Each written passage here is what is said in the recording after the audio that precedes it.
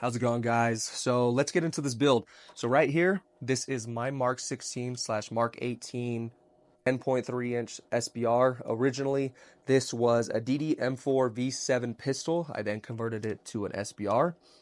So a little bit about the Mark 16 and what's so great about it. Essentially, the Mark 16 is Geissele's new version of the Mark 18. So the URGI is what they're calling it, which is Upper Receiver Group Improved.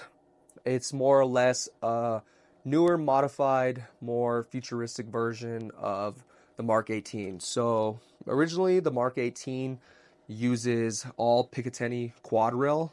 The Mark 16 is M-lock all around. I believe it has M-locks at the 6 o'clock and 3 o'clock positions.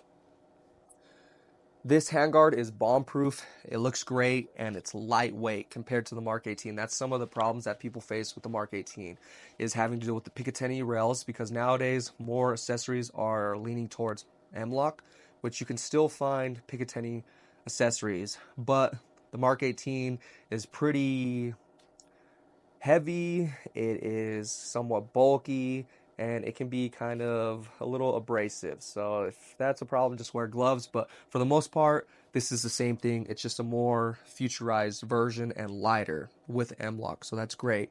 So Geissele started to make these rifles in the 10.3 and the 14.5 specifically for special forces groups and for Air Force special tactics. As far as I'm aware, SEAL teams and other teams like MARSOC and Force Recon aren't using the URGIs. I think they're still using Knights Armament and Daniel Defense Mark 18s.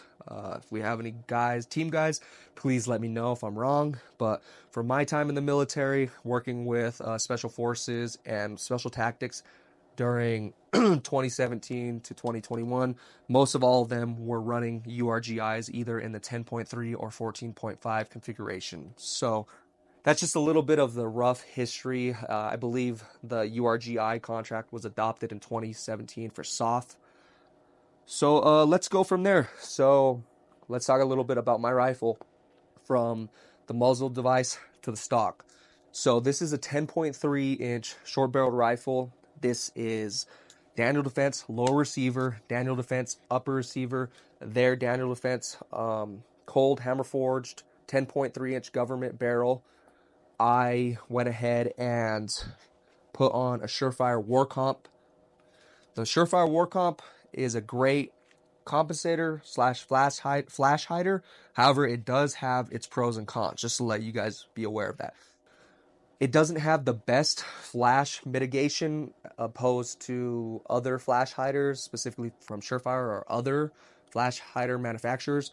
However, though, its compensating features when you're shooting the rifle and you shoot, gases are being pushed upward, so when you shoot, it should bring the gun down to help mitigate recoil. Even though that's pretty minuscule, because this is a 223 556 inch, or excuse me, 556 chambered rifle. It has pretty low recoil to begin with, but if you're shooting rapid fire or full auto, it could assist. One thing to be noted with the Surefire Warcomp, though, is that it is extremely loud. So you want to be running their Surefire Warden, which is not a suppressor, but it helps eliminate the concussion, especially if you're firing indoors with this thing, because it is extremely loud.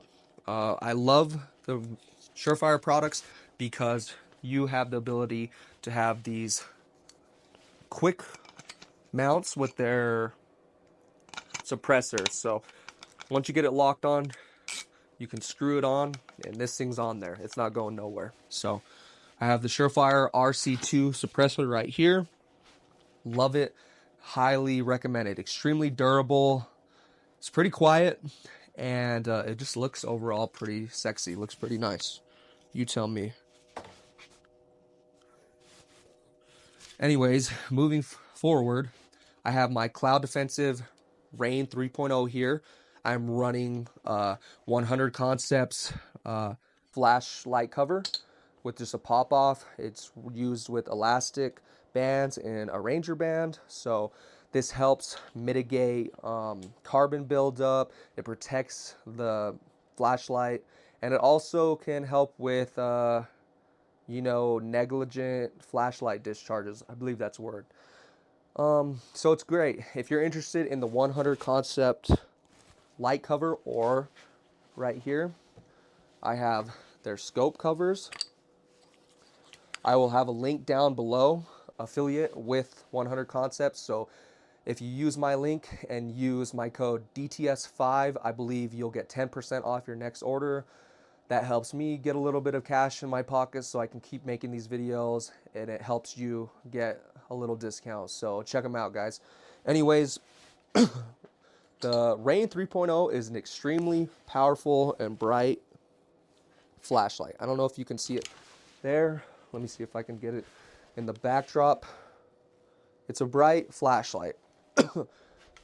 And it's extremely durable, and it looks really nice in this flat dark earth color. Aside from that, their customer service and their warranty is phenomenal, and you can always find deals on their website. If you're a veteran or you're law enforcement, I believe they have 20% off deals all year. And even if you're not one of those two, they have deals all the time on their products. So Cloud Offensive is my go-to for lights. So next we have the Haley Strategic Thorn Picatinny 2-point sling adapter. This rail does have sling points, quick detached sling points, although I prefer the Haley Strategic. I think it just looks nice, and it's in a little bit of a better position than the stock Geissele. Next, we have my Aimpoint T2. I love the T2. It is my favorite one-times sight. It is bomb-proof, it is combat proven, and it just looks amazing. I have it on this, I believe it's a 1.93 inch riser. This is Aimpoint's QLRP mount, I believe, quick release mount. I'm sorry, I don't know exactly what it's called off the top of my head, but the supposed fame behind this mount is that you should be able to mount this on another rifle and then put it back on this same rifle on the same configuration, if you can remember what Picatinny slots it's on, and it should stay zeroed. I haven't tested or proven that yet. I'm just going with what Aimpoint suggests and says. But currently, I have this set up in a 36-yard zero. That is my ideal zero for a one-times red dot sight. If I need to go a little longer, I have this SIG Juliet Micro 3X in flat dark earth. This is a 3x magnification. It looks extremely well. It has little parallax, and it has pretty good eye relief. I believe I got this just under $120 on sale, although normally they run about, I believe, $100 to $150. But for the price, you can't beat it because it's just as good as its competitors like EOTech or Aimpoints, which can run anywhere from $400 to $500 in price. So that's pretty expensive. You're getting almost the same eye relief and quality, out of this than you would from Aimpoint or one of its competitors. So highly recommend the SIG Juliet 3 Micro, and they also have the SIG Juliet 3x, which is slightly larger. Here on, I just have the Daniel Defense Rip and Grip charging handle that it came with. This is a really good ambidextrous charging handle. It also helps mitigate gas when you're shooting suppress, so that's great. I have the Magpul CTR stock on this. It's a great stock. Love the way it looks in the flat dark earth to kind of match the overall theme I'm going with on this rifle. And it just looks good. Some people prefer a crane stock or a B5 stock, but I always have loved how Magpul stocks look and how they function. Lastly, as you probably noticed me getting tangled up in, is this Desert Tiger Grave Solutions sling. So I love this sling. It was gifted from a buddy. I absolutely love the Desert Tiger on it, and I love the functionality of this thing. It's rugged, it looks good, and it's unique. And it also has a nice pull tab, so you can cinch it up closer to your body as needed, and you can loosen it as needed. So this can be really nice in a 2-point sling because it eliminates the hassle of, you know, reconfiguring your sling. So you can just pull it on the go. So right now, if I needed to make a long shot, I could just cinch it up. And right there, that's pretty tight. I could make a pretty steady shot from right here. So That's it, guys.